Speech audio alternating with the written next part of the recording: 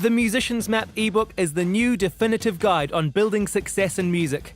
Whether you're just starting out, or you're looking for gigs, or you're trying to make a career, the Musician's Map ebook is right for you. The Musician's Map ebook contains 20 years of music industry experience distilled into a 40,000-word guide to achieving your goals in music. Can't read? Get the Musician's Map audiobook. 4.5 hours of author Kane Power speaking directly into your own ears. That's right, even you can still benefit from the Musician's Map guide to building success in music. Head to musiciansmap.org/books right now to get your copy of the Musician's Map ebook or audiobook.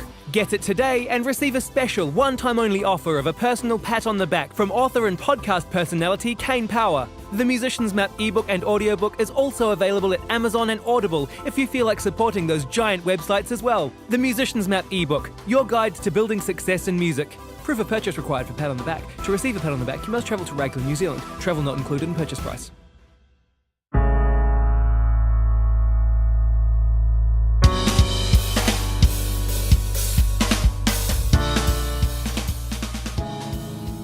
I'm all for a drink.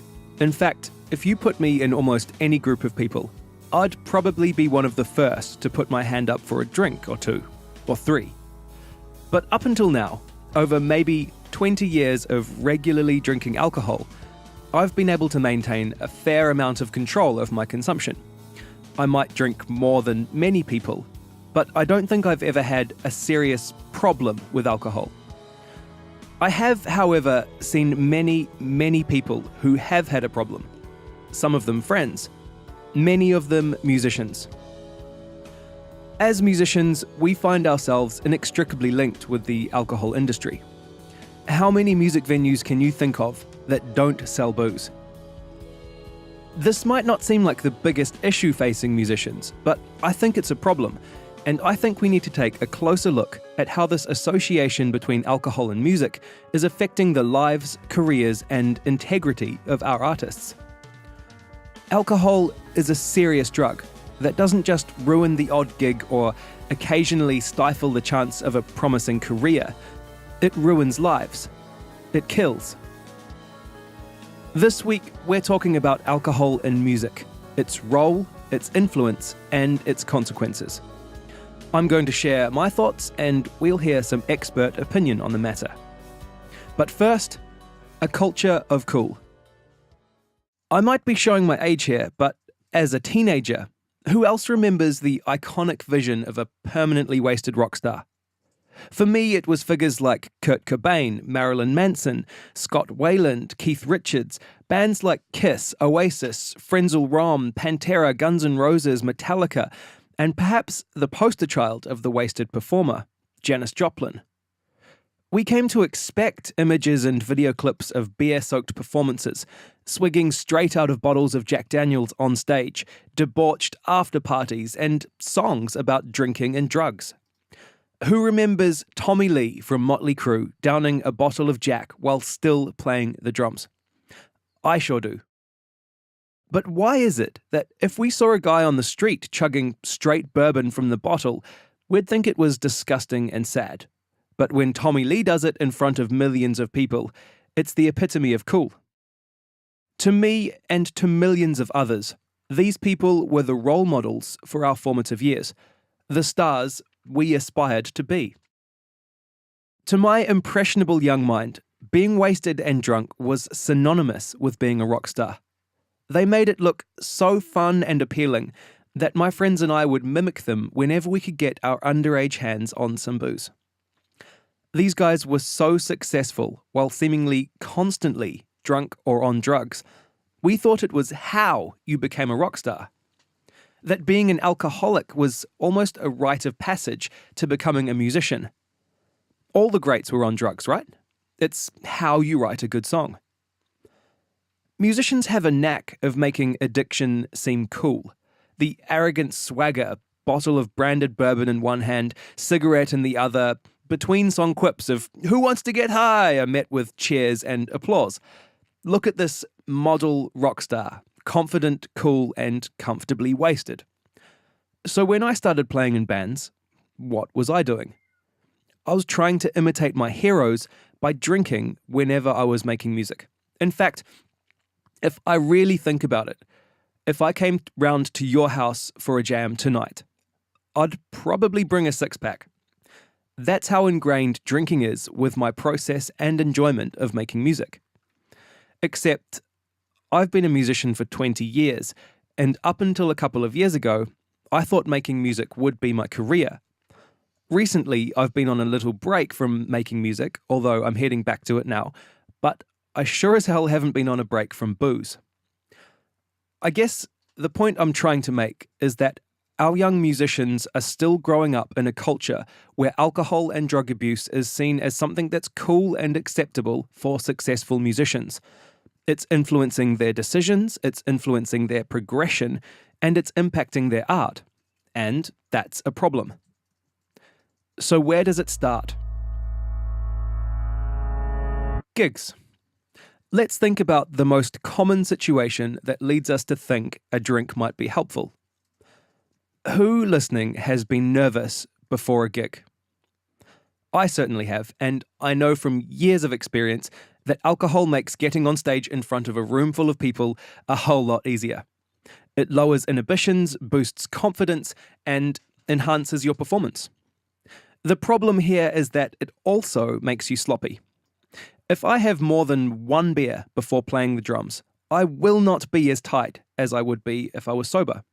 I might be a better performer, I might play with more swagger, I might even have more fun, but my timing will drift, my dynamics will be off, and the audience's overall impression of my songs will be affected. When you're drunk, you perceive yourself as playing better, but it's not always the case. If you're drunk, people will notice, and that might not be a good thing. Usually, when you see someone on stage that's really wasted, especially at amateur level, it's really embarrassing, and 9 times out of 10, they honestly sound like crap. Drinking booze before your show is actually counteractive to your goals as a musician. Think about it. You spend years and years learning, practicing, and building your skill. Thousands of dollars on equipment, rehearsals, promotion, and recording. Then you get drunk before you get on stage and ruin your own gig. It's sabotage. This was your chance to impress people, get new fans, and spread your music. You've put in all that effort. Don't blow it over a couple of beers. You're not doing yourself or your music justice. Another issue here, however, is that there's also a kind of expectation surrounding musicians and live gigs. Fans expect a great performance and almost expect artists to be drinking on stage and/or already comfortably drunk. It's also imprinted in their minds that musicians and alcohol are two sides of the same coin, and quite often the audience you're playing to is drunk themselves. For some people, the only way to get them to a gig is the promise that once they're there, they can buy beer. Because yet another issue is that the venues where these gigs take place are, 95% of the time, surviving on the sale of alcohol. For small music venues, selling booze is how they survive. Here's Tom Anderson, a musician, sound engineer, and co-owner of Auckland venue Whammy Bar, with his thoughts from our podcast together in August 2017. The alcohol and music industries are, inextricably linked together to the point where I own a music venue and get to bring all these amazing bands through, and I'm super proud of it. But if I wasn't selling booze, the venue wouldn't exist, and therefore the space, in this particular context, within New Zealand, that's the way that the music industry works, and sponsorship and bands are given free beer before they're given free food, and so there's a lot of that goes on that is just a fact of it, and because of that, bands will often be like, how many beers can I get, or whatever. The touring game particularly is very focused around alcohol and drugs, depending on what scene and group you're in, the number of bands that come through, that the first question is, do we get beers? Do we get beers? Or, where can I get some weed? Or, what do you got? Kind of thing, from high level to lower level. And that could be for just during the day or after the gig or whatever, but drugs and alcohol are a massive part of music. I've seen amazing gigs where people have definitely been on something, but in control, but someone else might have taken the same amount of drugs or alcohol as them and put on a really crappy gig. So yeah, don't be an embarrassment. until at least after the show. Yeah. And even then, don't be an embarrassment, because the amount of bands that then get wasted and then be a dick to the bar staff, or be a dick to someone else in the venue, or the sound engineer, or whatever, you know? So basically having some degree of control. You can find out more about Tom and his projects and Whammy Bar in the podcast notes with this episode. There's a really good open letter from bar owner Chris Ledrew where he talks about this in Onstage magazine from an article in October 2013. Here's a quote from the letter. Live music is important to most of us if we have that kind of venue, but it is a significant expense and is only worthwhile if it produces more than it consumes. Just like advertising and anything else we spend money on in order to sell more ounces. He's referring to ounces of alcohol here. But so many of the bands that come through here have no clue what their job is. Your job is to sell booze. You're not here for any other reason. You can find a link to the full letter in the episode notes of this podcast.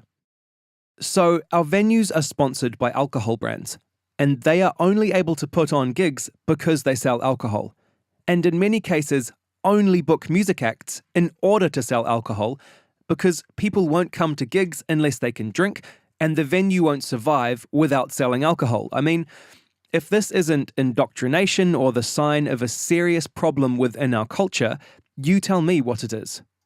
And I can almost hear many of you saying, Kane, what about all ages shows and dry venues? They do exist.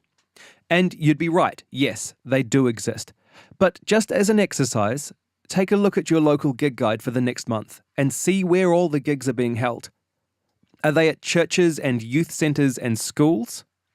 No, they're at bars and licensed venues. But for musicians, the problem gets even worse. Touring and the cost of drinking. Life on the road can be super fun. You're travelling, playing shows, meeting people, partying and hanging out with your mates. So naturally, you want to drink, and drinking is encouraged everywhere you go. On the flip side, touring can also be extremely difficult. You're often stuck in a van for long hours every day. You're eating poorly, you're not sleeping well. A great way to overcome your bad mood or your tiredness or the tediums of playing show after show after show can be to drink. A night out for a concert goer is just that. It's one night out. Whereas for touring musicians, this can be every single night. You wake up on a floor somewhere and load into the van to drive to the next city. Breakfast is from a petrol station or takeaway restaurant. You drive all day and get to the venue in time for soundcheck. You soundcheck, then you might have a few hours to kill before you play. It just so happens that many venues will pay you partially in alcohol in the form of a rider. Drinks for the band to get them in the mood. So what do? You start drinking. The venue wants you to put on a good show, and giving you a few drinks costs them almost nothing. In most places, you'll get free drinks before you're offered any food. Which kind of raises the question of the employer-employee relationship. They're hiring you to do your job and entertain their customers, and essentially they're paying you to get drunk. In what other profession is it acceptable to drink while you're at work? And the gig itself isn't where the business aspect of touring ends. You're also trying to form lasting relationships with not only your fans, but the promoter, the venue owner, other bands, the sound engineer, and the bar staff. You need to come across as cooperative, professional, and likable, not messy, arrogant, and drunk. It's both conducive and detrimental to your relationships. You might get along with your boozy fans after the gig a bit easier, but you risk messing up on stage and having alcohol become part of how you're known to your audience. And the sound guy and bar staff you're rude to when you're drunk will not want to work with you again. It's a totally messed up double standard. Here's some drinks. Go out there and entertain. Wait, now you're drunk. That was terrible. I'm never booking you again. What the fuck? And so you wake up tired again, so tired that your performances are starting to suffer. Your relationships are starting to suffer, and the only constant is there's booze available wherever you go. But it doesn't end there. When you're not getting alcohol for free, when your rider has run dry because you've handed it out to all your new mates, you're stuck buying booze every night, and booze is expensive. Suddenly, the money you made from door sales and merch from the gig is going towards petrol, food, accommodation, and alcohol. Goodbye profits, goodbye savings. And all this, everything I've talked about, is leading to the end of the road. Alcoholism and death. I don't want to linger here too much because I think it might be slightly towards the extreme end of this admittedly one-sided conversation. But how many times have you heard famous musicians talking about getting clean? Almost every famous musician you can name has at some point struggled with drugs and or alcohol, and they've either gotten help, gone to rehab and gotten sober, and sometimes succumbed to temptation again, or they've died.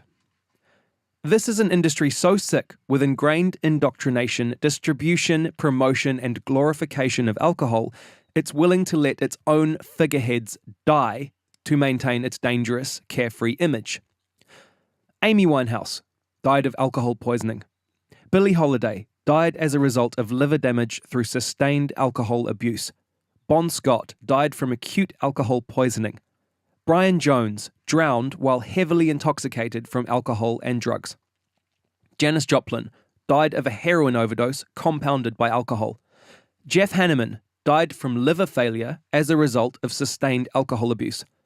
Jim Morrison believed to have died of a heroin overdose compounded by alcohol. John Bonham died from alcohol consumption. Keith Moon died from an overdose of a drug used to treat alcohol withdrawal. Steve Clark died from drug and alcohol overdose. Do I need to continue? Because I definitely could. And it's not only the industry encouraging and reinforcing this twisted alcohol culture, it's our friends and families, our peers, our sports teams, and our media outlets. Here's Irma Schutte, a clinic homeopath, certified health coach, recovered addict, and sober revivalist on the matter. It's a legal drug, number one. So it's not illegal. Yeah. And it's not seen as a drug anymore. It's just seen as something we have. We've desensitized to the lethality, to the addictive nature of alcohol because it's so socially acceptable. Yeah. The PR campaign around alcohol in modern day time is probably the most successful PR campaign of any drug on planet Earth. If cocaine or heroin or weed had the same PR campaign that alcohol had, we would probably look at those substances in the same way. Because for as long as we can remember, alcohol has been legal, has been available through most social spaces. Supermarkets now stock alcohol. You can go and buy your bananas and your milk and then grab your drug on the way to the supermarket, checkout counter. We don't see it as a drug. I think that plays a big part. And because we equate alcohol with reward, with pleasure, we've been conditioned to believe that we deserve it and it's something we need to celebrate life's big moments and to get us out of our uncomfortable moments. Yeah. If you look at the social connection between all of those factors, when we go into any social connection sober, no matter who you are, you're going to feel anxious. It's just how we're wired. Put anybody in a group of strangers and you're going to feel fucking anxious and tense and unsure, and all of your self-esteem issues will come up to the surface, and alcohol stops that instantly. Yeah. It's a great social lubricant. Yeah. So we drink because of that, and we drink because it's available. Yeah. It's legal. It's right there in front It's of you. right there in all the front of time. you, and everybody's doing it. Nobody questions that it's a lethal drug. Nobody questions or is even aware that that drug is killing more people on this planet than anything else. Nobody there looks at this liquid in this bottle and sees the destruction and the devastation that it brings. We're not taught to look at alcohol that way. No, we're not at all. We see it as it's on the table as we grow up. It's what dad and mum has after work. And it's what you have when people get married. It's what you have when people get buried. It's what you have when people celebrate a birthday. It's what you have when you're upset. It's what you have when you're happy. Yeah. It's sunny. Let's drink. It's sunny. It's raining. It's raining. Let's drink red wine instead. Or, Yeah. yeah. It's the glue that keeps humanity together, which is insane, because when you start looking at what it's doing to us and you're looking at the long-term health implications and the cost that's having on economies Yeah. and the violence and the destruction, we don't see that shit on billboards. Yeah. We see holidays, naked bodies, tan bodies, islands, happy times. Yeah. And it's hard to get off that hamster wheel, and it's really challenging to say no. So, how do you start saying no to your own desires? And how do you start saying no in a situation where everyone else is doing it and you might seem a bit lame? You've got to start by getting more comfortable in your own skin. You've got to love yourself enough to not want to drink. And that's an inside job. There's no magic bullet or one sentence to answer you on that. And I can just talk out of my own experience. I drank for so many reasons, but mostly because I drank to feel like I belonged and that I was included and that I was okay and that people liked me. Because I was lacking so much of my own self-worth and self-reliance. I had no idea what that was. I was this empty vessel that just placed all of the power on others' opinion of me. So I would do anything to feel like I had a bit of belonging to the group that I was mixing with. So of course I drank. And I'm not unique in this. A lot of people do this. Yeah. Because you have to filling it up and knowing yourself and feeling confident enough and feeling good enough to be able to deal with the situation socially where you have to say, no, I'm not drinking. Yes, and also to deal with your anxieties about that, because there's a lot of anxious predictions when you sober up about what a crowd might think of you.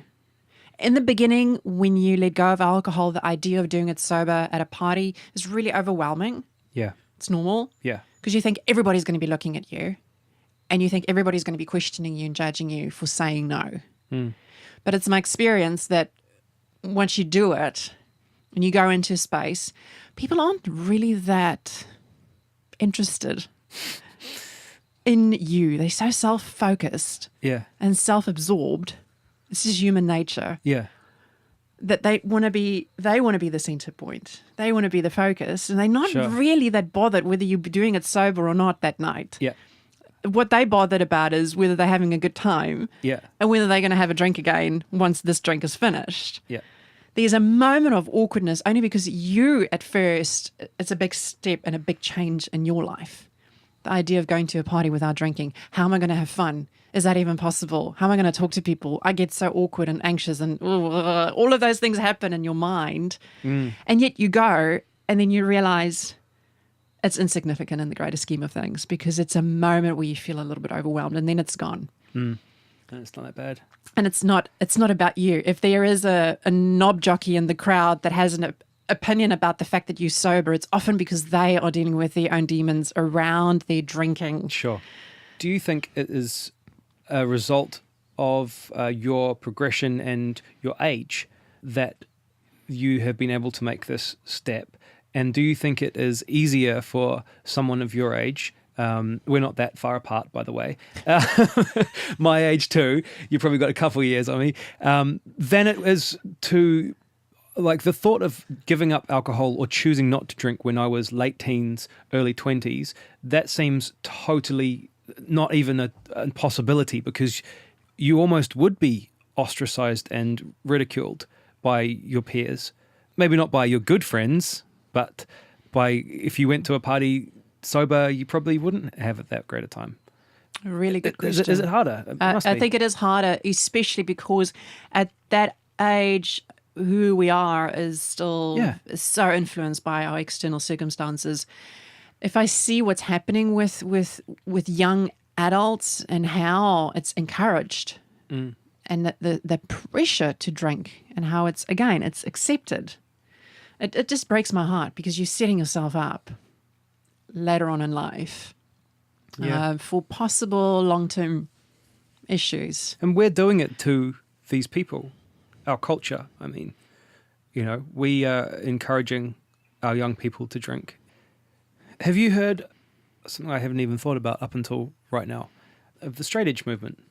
In punk and hardcore music, there are a group of people started kind of in the 80s and that survive until this day that call themselves straight edge, and they obviously abstain from any kind of drugs or alcohol, and quite often it goes over into violence and dietary choices as well, choosing to not be a part of those things.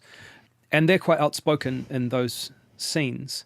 And it's something that I noticed growing up, because I wasn't straight edge, because I was in the drinking culture. And you kind of do make fun of them a little bit, but you notice that they are very vocal and they band together. And it's almost like a little gang. And they're really serious about it.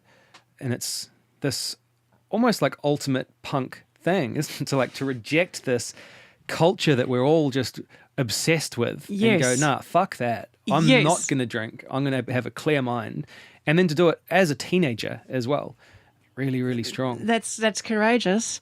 Yeah. I think it is the ultimate fuck you to societal pressure and mainstream thinking when you say, no thanks, I don't drink. It's a very rebellious act to do social situations sober. And it shouldn't be. It's crazy, isn't it? Being that one, you really raising the bar, and it's really confrontational for a lot of people. Yeah, you're really making people look at themselves, and people don't like that. And the best form of defense is rejection, judgment, and ridicule. If you are faced with that as a sober person, behind that judgment is a lot of pain. The person judging you is holding on to a lot of stuff, and your sobriety is making them have to look at their stuff. And it's not easy. It's not about you. Yeah, it's about them. It's about them. And you learn how to have a thick skin, and you learn how to not take things personally. If you are committed to wanting to explore life without drinking. And I don't think this is something that's just going to shift overnight. No. From a creative perspective as well, I, for a long time, thought I needed alcohol to connect to my creative potential. Yeah, I mean, that's what we're taught.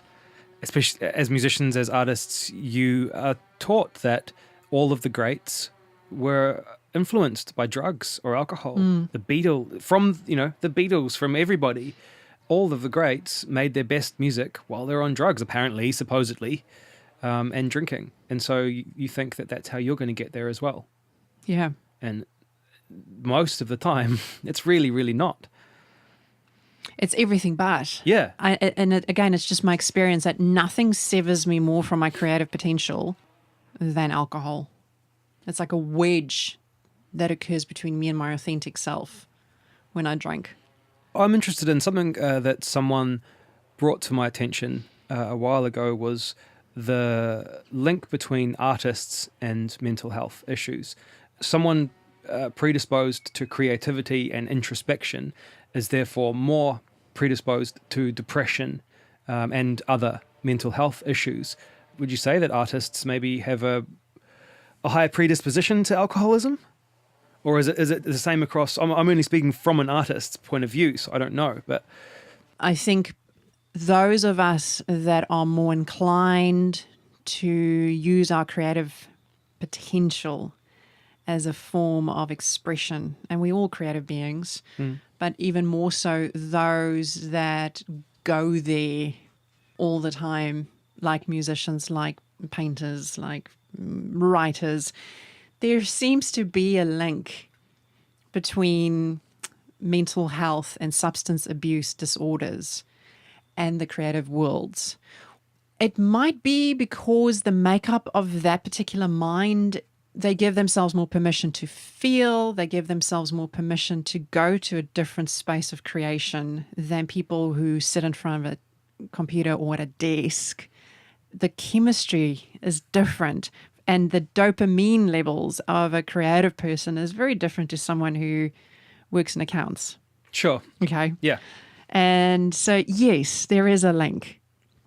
And do we become depressed because we drink, or do we become drinkers because we're depressed? I don't know. Yeah.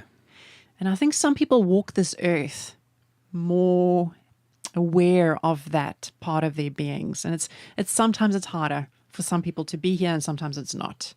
Some people can go through life and they cruise through life regardless of what happens. And they seem to just come back to themselves a lot easier. And then for others, it's a struggle. And it would seem that those in the creative worlds are more prone to feeling more and experiencing more.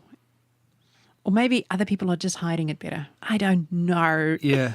Yeah, maybe as artists we give ourselves more permission to explore that side of our personalities and dig a bit deeper. And also we're putting ourselves out there to people over and over and over again. You know, we're showing our work and our art and our creativity and feeling vulnerable every time we do it. Yeah, maybe it's linked to that as well. Yeah, the key word is vulnerability. That stood out for me, what you just said. Artists really put out their truth. Yeah. So there's such a risk involved there, a fear of rejection and criticism and being misunderstood for that truth.